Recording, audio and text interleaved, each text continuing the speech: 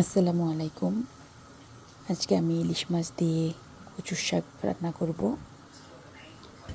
এখানে আমি কিছু ইলিশ মাছ ধুয়ে পরিষ্কার করে রেখেছি। আর এখানে কচু শাকটাকে আমি ভালোভাবে সেদ্ধ করে পানিটা ফেলে দিয়ে ভাপিয়ে নিয়েছি। যেহেতু কচু শাক একটু গলা ধরে, তাই একটু ভাপিয়ে পানিটা ফেলে দিলে এতটা গলা ধরে না।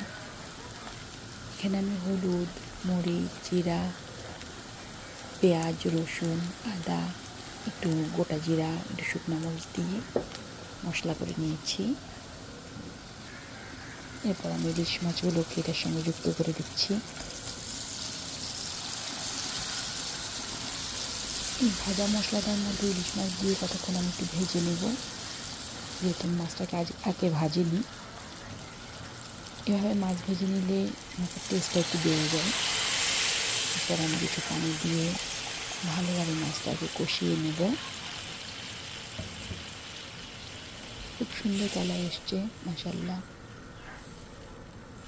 এভাবে করে খেয়ে দেখতে পারেন, খারাপ লাগবে না। মাছটা বেশ ভালোভাবে কষালে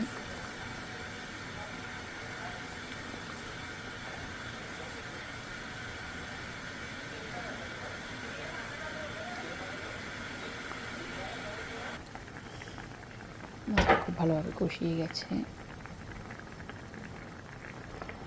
এবার আমি কচু শাকটাকে এটার সঙ্গে অ্যাড করে দিব।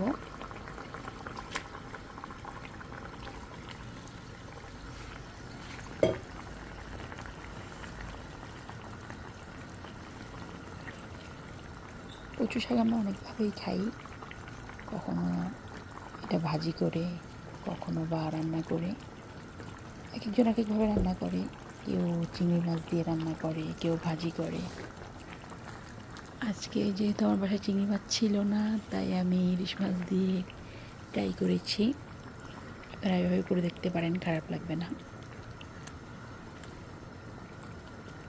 মাছগুলোকে একটু উল্টিয়ে পাল্টিয়ে আমি শাকটাকে নিচে নামিয়ে দিচ্ছি, যেন শাকটা ভালোভাবে কষায় যায়, মশলার সাথে অ্যাড হয়ে যায়।